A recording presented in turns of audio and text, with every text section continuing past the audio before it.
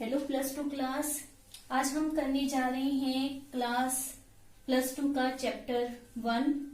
उसमें से हमारा जो मेन टॉपिक है दैट इज कोऑर्डिनेशन नंबर।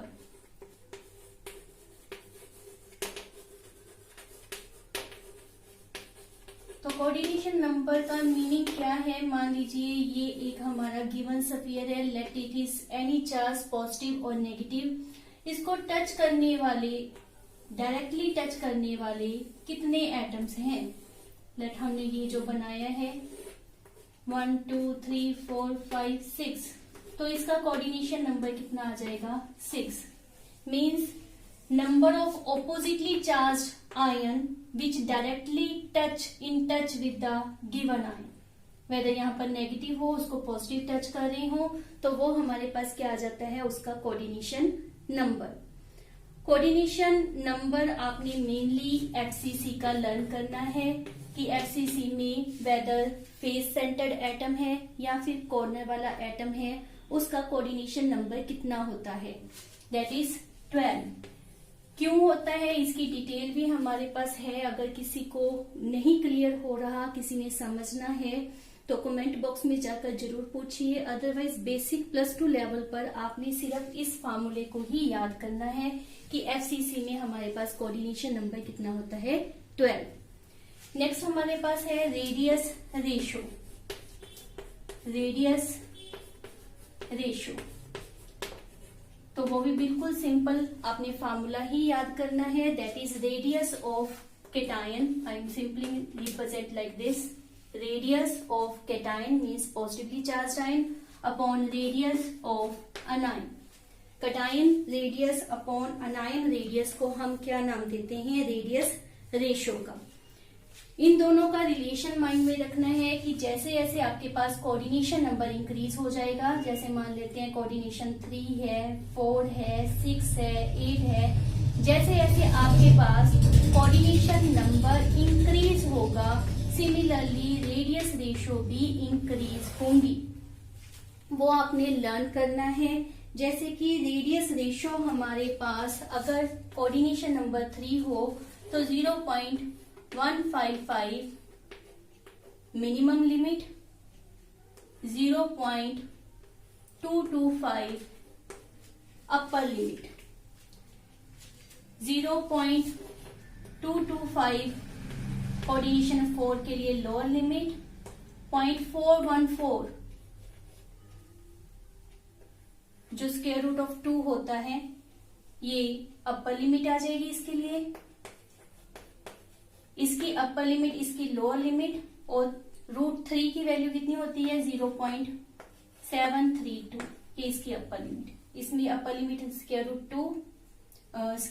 2 नहीं है, 1 माइनस स्क्वायर रूट 2, और इसमें 1 माइनस स्क्वायर रूट 3। 0.732 से लेकर दिस वन। तो जिस तरह से हमारे पास कोऑर्डिनेशन नंबर इंक्रीज होगा, सिमिलरली आपके पास रेडियस रेशो भी इंक्रीज होगा। इसी के ऊपर बेस्ड हमारे पास न्यूमेरिकल होते हैं जिनको अब हम कर रहे हैं। तो जैसे हमारे पास उन्होंने क्वेश्चन पुट किया है, let A and B a compound form करते हैं जिसमें A positive has radius 88 picometre, B negative 200 picometre, और आपने रेडियस रेशियो कैलकुलेट करना है एज वेल एज A का कोऑर्डिनेशन नंबर कैलकुलेट करना है। अगर रेडियस रेशियो का जो अभी हमने टेबल बनाया था वो क्लियर हो गया तो ये इजीली आपके पास सॉल्व हो जाएगा। रेडियस रेशियो का हमारे पास फॉर्मूला क्या था? Radius of cation upon radius of अनायन। इसको सॉल्व करेंगे तो आपके पास वैल्यू 0.44 आ जाएगी। तो ये जो वैल्यू है किस रेडियस रेशियो में लाई करती है? 0.414 टू 0.732। उसके लिए हमारा कोऑर्डिनेशन नंबर कितना आया था? 6। तो here is answer. A positive का कोऑर्डिनेशन नंबर हमारे पास 6 आ जाएगा। रेडियस रेशियो हमारे पास कितनी आ गई? 0.44। इसी तरह से बहुत से हमारे पास न्यूमेरिकल हैं जिनको आपने इसी फार्मूले से सॉल्व करना है। नेक्स्ट वेरी वेरी इंपॉर्टेंट जो न्यूमेरिकल से रिलेटेड एक फार्मूला है हमारे पास, डेंसिटी। डेंसिटी किस तरह से आपने यूनिट सेल की कैलकुलेट करनी है उसका हमारे पास फार्मूला है जिसको आप याद करोगे, that is density of unit cell.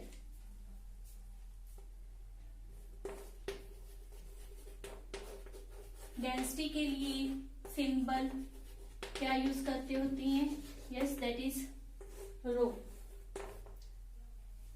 किसके इक्वल होता है?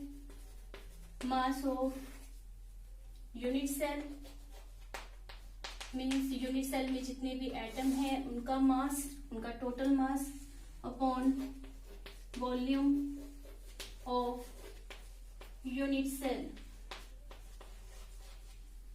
वॉल्यूम का फार्मूला आप पहले ही कर चुके हो, बिल्कुल सिंपल था। क्या फार्मूला था वॉल्यूम का? ए क्यूब।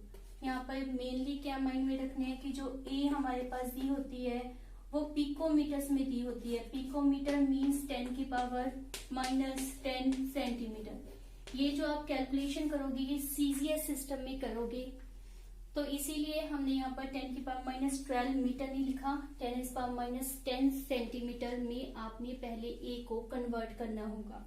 नॉर्मली आपको पिकोमीटर में दिया होता है, अगर सेंटीमीटर में दिया हुआ है सवाल में तो कोई प्रॉब्लम नहीं। अगर उन्होंने पिकोमीटर में दिया है तो उसको पहले सेंटीमीटर में इस तरह से आपने कन्वर्ट करना है। ए हमारे पास क्या था? That is edge length. तो एज लेंथ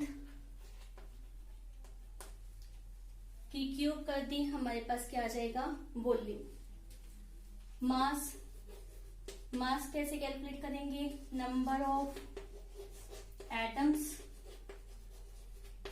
पर unit cell into its mass. Number of atom के लिए सिंबल हम Z यूज कर रहे हैं, इनटू क्या आ जाएगा हमारे पास? M।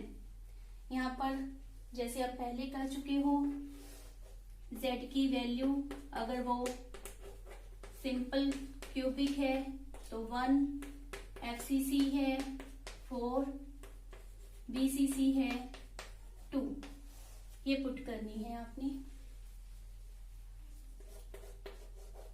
ये जो होता है मास, इसको मोलिकुलर मास से हम किस तरह से अटैच कर सकते हैं? Molecular mass upon Avogadro number. ये आपने +1 में फार्मूला ड्राइव किया हुआ है, तो वहीं से हमने लिया है molecular mass, atomic mass upon Avogadro number. एक बात और माइंड में रखिए कि जहां पर नंबर कैलकुलेशन करने के लिए दिया गया है वहां पर जरूरी नहीं है कि इसकी value equal to Avogadro number ही आए, थोड़ी बहुत कम या ज्यादा लाई कर सकती है। नेक्स्ट, ओवरऑल अगर हम इसका फार्मूला बनाते हैं तो हमारे पास फार्मूला क्या बनेगा? Density is equal to Z into capital M over N0 A cube. अगर A पिकोमीटर में दिया है, यदि पिकोमीटर में दिया है तो 10⁻⁻30। क्यों? क्योंकि मैंने 10⁻10 की क्यूब कर दी। इफ वो आपको सेंटीमीटर में ऑलरेडी दिया गया है तो आपने 10⁻30 अप्लाई नहीं करी। इसके साथ ही एक दो और पॉइंट आपने माइंड में रखने हैं अबाउट वैल्यू ऑफ Z। तो Z की वैल्यू BCC के लिए हमने कितनी की है? 2। ये BCC की वैल्यू तब होती है जब एलिमेंट अल्कली मेटल्स हो नॉर्मली। अगर कर that is ionic compound, ionic compound, तो Z आपने 1 लेना है। इसकी एग्जांपल सीजियम क्लोराइड। ये थोड़ा सा याद कर लीजिए, पहले जो सिलेबस होता था उसमें पूरी इसकी कैलकुलेशन डिटेल आपके पास होती थी। अब सिर्फ इजी कर दिया गया है, इसलिए बस सिर्फ फार्मूला ही, वैल्यू ही आपने याद रखनी है। इसी तरह से ionic compound NaCl zinc sulphide के लिए याद कर लेना, Z हमारे पास 4 होता है। इन फार्मूलेस को अगर आप यूज करोगे तो बड़े ही आसानी से आप रो की कैलकुलेशन कर सकते हैं। अब हमारे पास रो कैलकुलेट करने के लिए एक सिंपल सा न्यूमेरिकल दिया गया है, जिसमें क्या लिखा गया है, silver form CCP lattice, CCP equal to face centred cubic lattice.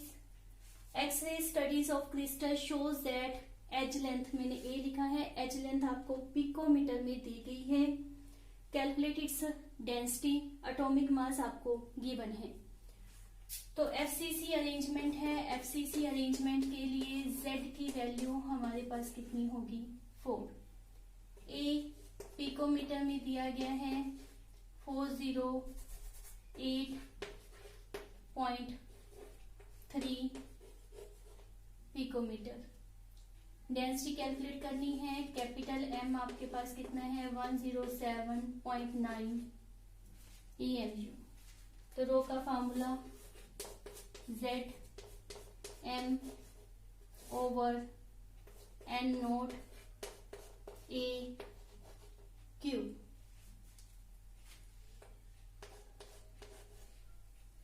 Z हमारे पास 4 है, M 107.9, N0 एवोगेड्रो नंबर +1 से पढ़ दें आप,